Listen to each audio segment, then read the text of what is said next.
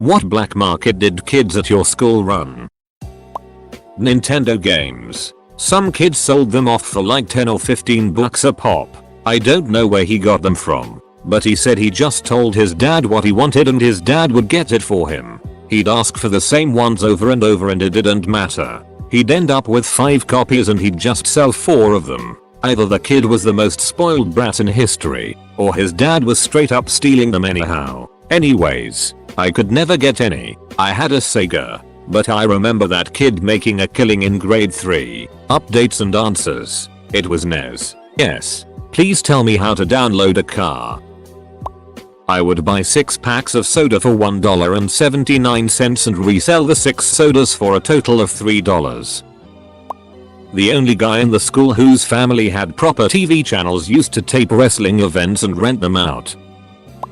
MP3s and CDRs were just becoming available. A guy I knew made a killing on mix CDs. Every week he circulated forms to fill out, where you selected the songs you wanted on the CD. The newest hits were on the top, and changed weekly. The rest of his library filled the rest of the form, and there was a space for requests. He'd deliver your disc the following week. He seriously made bank for a couple years until everybody started getting their own songs from LeMuir or whatever. I don't know what he's doing now, 20 years later, but I don't doubt he's successful. Edit. Just as a bit of an aside, since a few responses have mentioned LeMuir, when this guy started doing it in HS the only real avenues for music sharing were Usenet groups and Ike.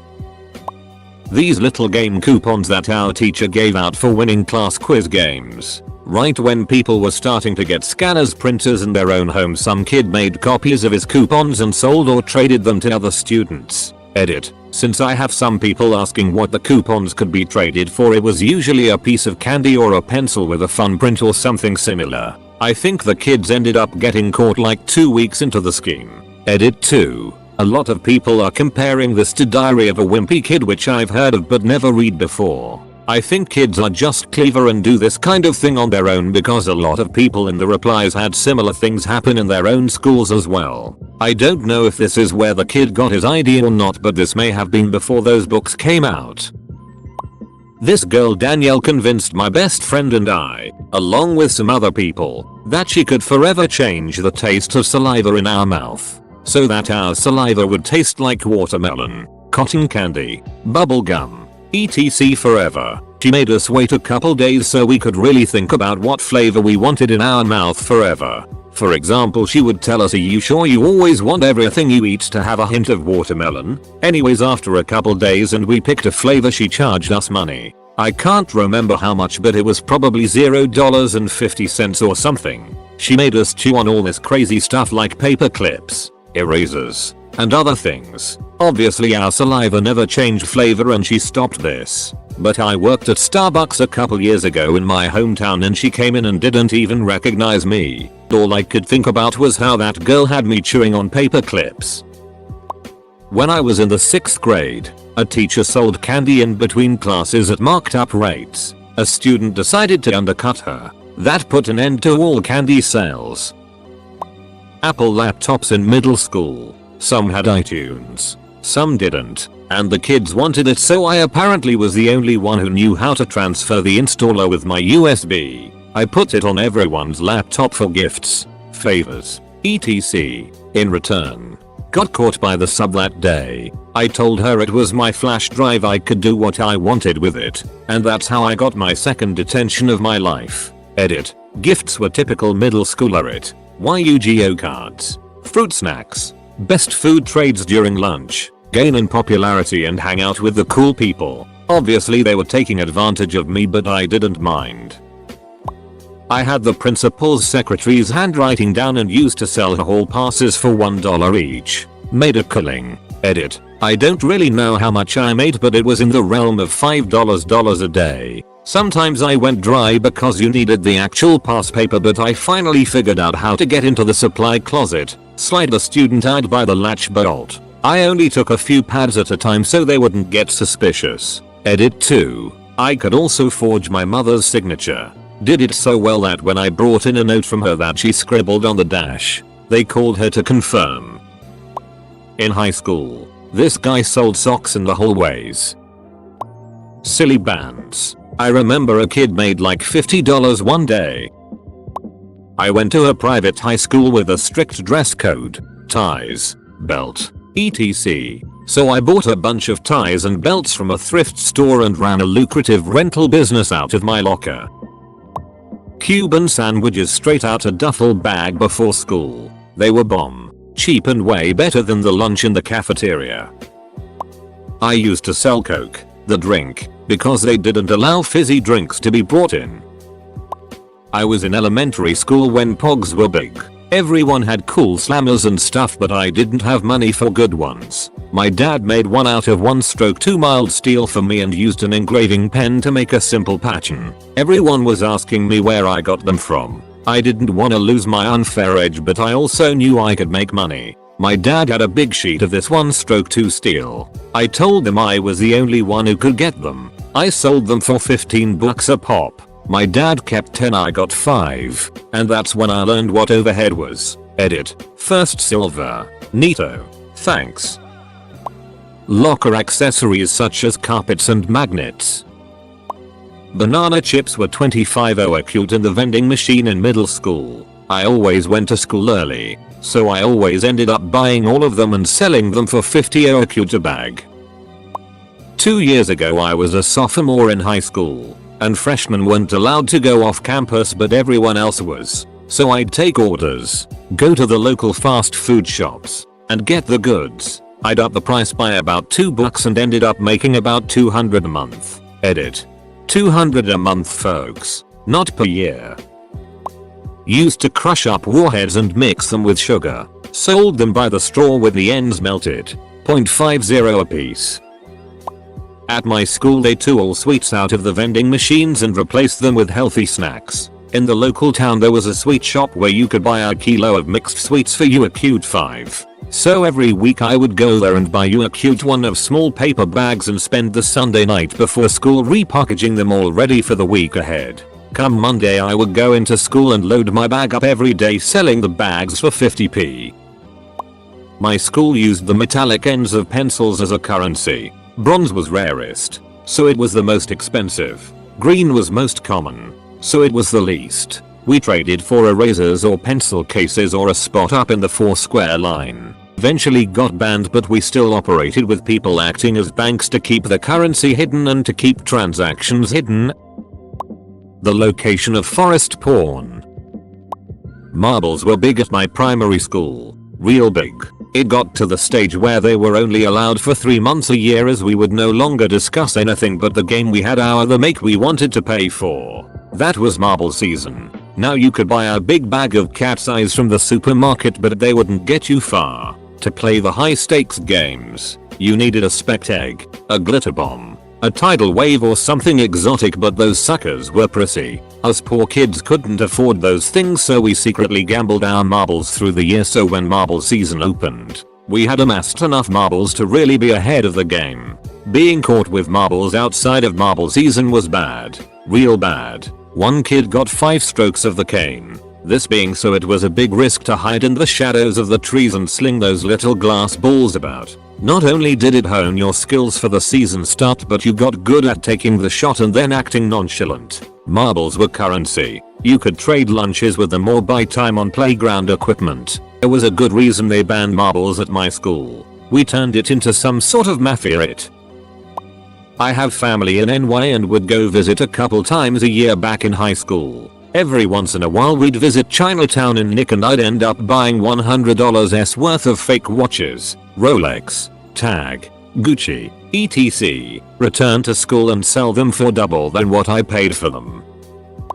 I lived in an area with a lot of retiree age people, a lot of which ended up raising their grandchildren. It really isn't a good area. Being older and from a rural area, they still don't trust online sites like eBay or Amazon, so I started ordering people things from those sites for actual money and added a charge for me to be making money off of it. It eventually got shut down because I got someone a USB in the shape of a pistol. It was the size of a USB and clearly a USB, but it didn't matter. The principal actually got the police involved to try to get me in real trouble. It's not anything bad, but we had a black market for food and another for birth control pills. Cinnamon toothpicks were all the rage in grammar school.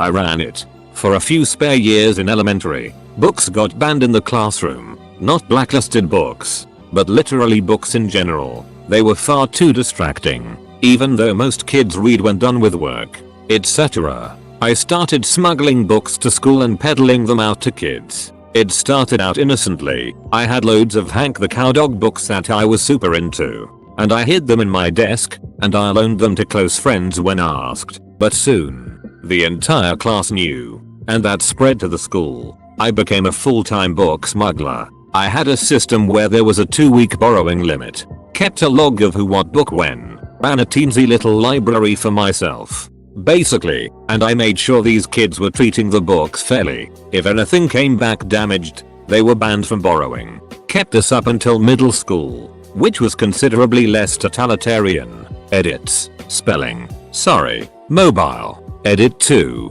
Thank you for the silver and gold. Holy crow, I'm about to hop off, but I'm glad some people got a genuine smile out of this. It's probably the only really interesting thing I've ever done, so this made my whole day. I hope everyone has a lovely one. In my primary school we had some disabled kids and they had these special crayons that wrote really well, so some kids would steal them and trade them for POC registered sign-on cards and random toys. I don't know if this counts, but me and my brother would take money to beat all the challenges in GoldenEye 0074 N64. So people got all the cheats. The invincibility challenge was the toughest. Some kids made a habit of stealing chalk when the teachers weren't looking. After a while they started selling it, charging more for longer and fresher sticks. It ended when someone eventually snitched on a buyer, which started a cascade of counter-snitching. Many pockets were emptied, some with chalk, but most of the dealers had hidden their chalk and got away with it. I know people at my school sold weed and pills and got busted. Like 20 people got expelled. Blow pops from Sam's Club, $0.25 each. Must have made a killing as a 5th grader. During elementary school in the 80s many candies weren't individually wrapped for resale in stores. Think Warheads etc. I bought bulk packs of candy, didn't matter what kind. Although atomic fireballs were my cash cow, I individually packed them, or maybe a couple to a pack depending on the candy. I used those tiny Ziplocs you see people use for drugs. Being around adults a little devoid of scruples, I was able to get those in bulk from a local head shop called High on the Hill. It was a surreal time looking back. I was the only supplier for a year solid in 4th grade. I made so much bank for a 10-year-old it was insane. I would make $100 a week just off of atomic fireballs. The bulk jugs were about $5 or $6 each wholesale, and at a quarter each it worked out to about $60 a jug profit if I recall. Luckily school came easy to me because it was a full-time job keeping stock, packaging product, counting piles of change, budgeting, keeping a bank register. Mom got a separate account that I used for my money, dodging the man etc. It was turbulent as I never really had a group of friends as a kid, but in the 4th grade I was the ducking man.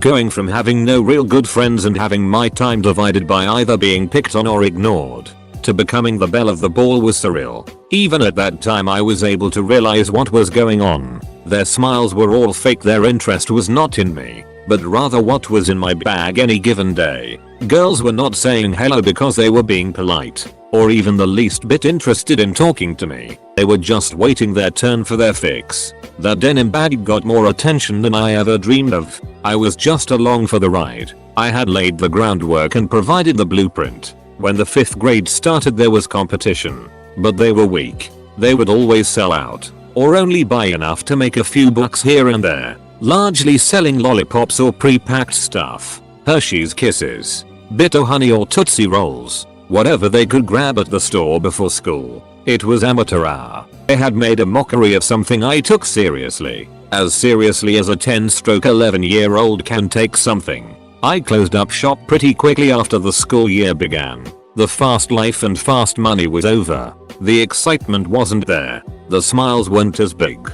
Kids came to me as a last resort. They bought the popular kids completely out before looking my way. It was like flipping a switch. My first day without the bag, I had a few kids ask if I was holding. But once word got around that I was out of the game, everything went back to normal. No friends. No conversation. No one to sit with at lunch or on the bus. No one interested. Fake or otherwise. It's the first time I had ever really witnessed the dynamic of being disingenuous. I had always been authentic. And after it was all over, I was happy to stay that way. I've never really recounted this time into words. As it turns out, I learned a lot of life lessons in the 4th grade. TL. Doctor, I peaked in 4th grade. They took out the pop machines in high school, so I started selling pop out of my backpack for $1 a can. I was a POC registered Mon card smuggler. In 6th grade, my friend's dad overheard my friend and I talking about how much our POC registered Mon cards were worth. He was shocked to learn some were worth $10-$20 a piece. He made the comment, shame they won't be worth that much when you go to sell them. That comment stuck with me, and a few days later I started selling my cards at school. I made a list of everything I had with prices next to them. I'd pass the list around during class and kids would meet up with me between classes to buy what they wanted. I was making crazy amounts of money for a middle schooler, and before long parents were complaining that their kids were skipping lunch because they were spending their lunch money on POC registered Mon cards. So the school banned them. But I still had a good bit of inventory to move. I did all kinds of things to avoid getting caught. I hid cards in a box of crayons. I put a few sheets of sleeves in the middle of a binder full of legit notes. I even hollowed out an old textbook to hide all my cards. Despite getting searched 3-5 times over the next few weeks, my cards were never found and I was able to sell all of them before Christmas break. I ended up making close to $800 and was able to buy my entire immediate and extended family Christmas gifts with my own money for the first time. Once all the other kids learned how much money I had made, they were blown away and suddenly everyone was selling their cards. Problem was, no one was buying them anymore. TLDR. I started a 1-kid POC registered Mon card black market, smuggling them into school, and got out of the game right before the bubble burst. Warheads, remember those? Our school didn't have candy, so I started buying huge bags of pixie sticks and sold them for like $0.25 a piece. Then I got caught. This was middle school, so drugs and all that excluded.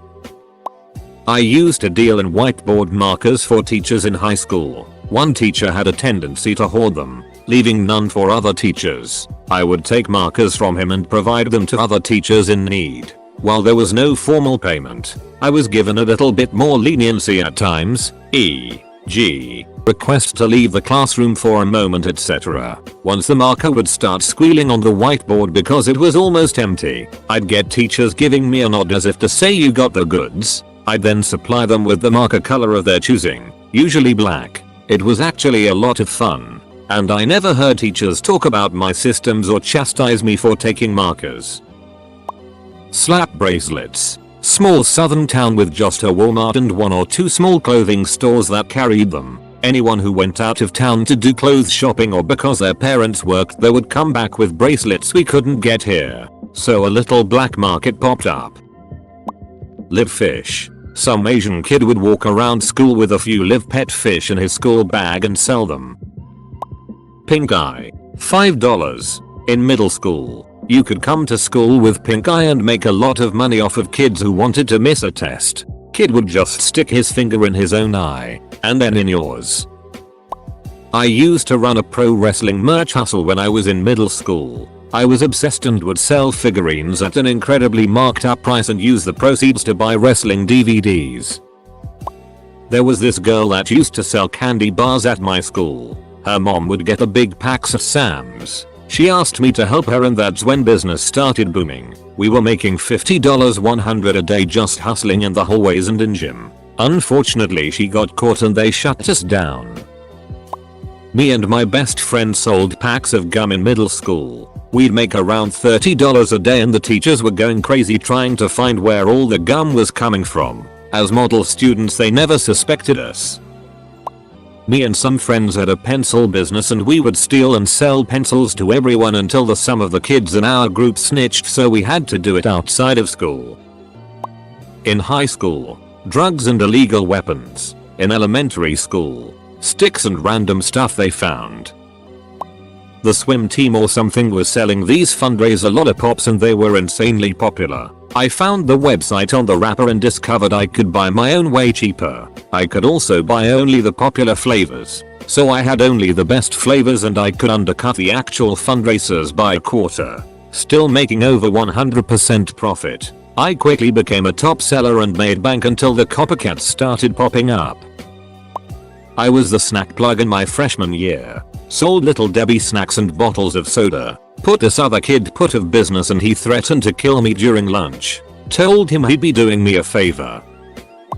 Weed and weed related edibles, vapes, painkillers, alcohol, and girls' locker room things were on sale under the bleachers of the soccer field. I know this because I was helping pick up trash and we found a bra next to pot brownies and a dollar bill.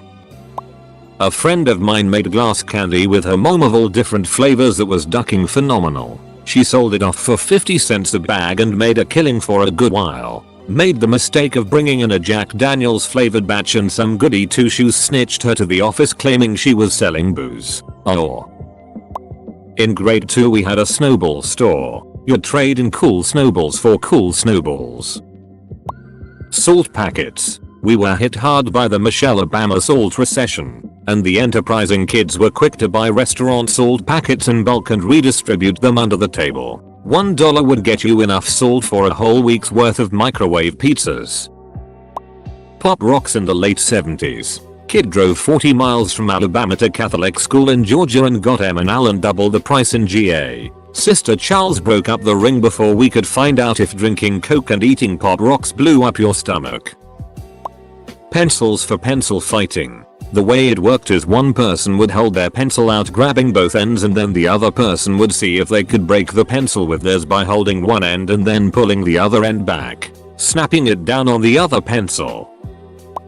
Silly bands. People used to sell them. They ended up being banned at the school IAIA. Elementary school folks.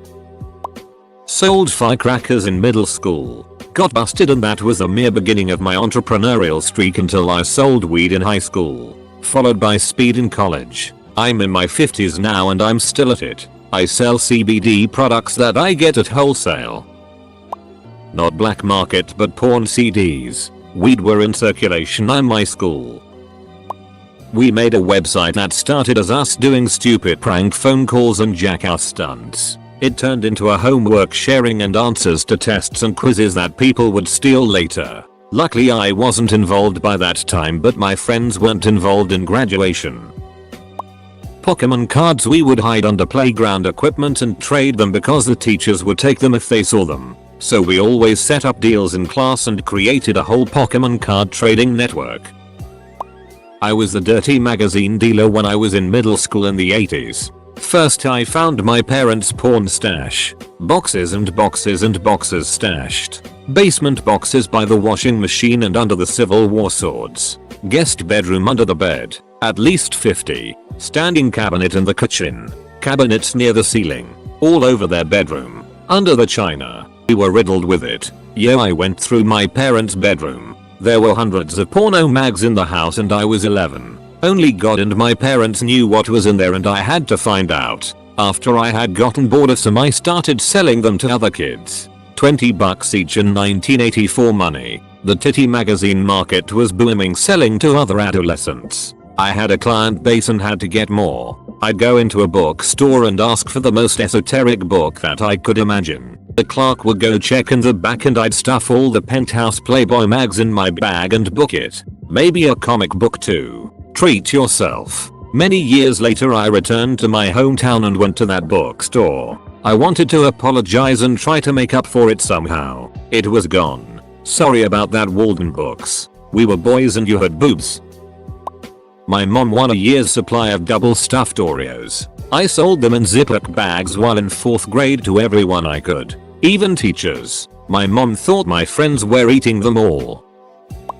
My school was an extremely conservative Christian boarding school. Things that were forbidden were, by no means a complete list, jeans, for girls, shorts, for everyone, candy, any sort of food in the dorms, cell phones, any form of gaming system, TV, movies, playing non-Christian songs on musical instruments, clothes made by popular brands, Arnf and Hollister etc. Naturally, there were a few students who started selling food, candy, and Arnf Hollister clothes. Why people bought these from them I don't know, but they made huge amounts of money. A lot of the kids at that school were rich doctors' kids, so there was plenty of money to go around. One guy sold a box of Altoids for $15. TL. Doctor, my high school was so strict that the black market was people paying ridiculous amounts of money for food and snacks.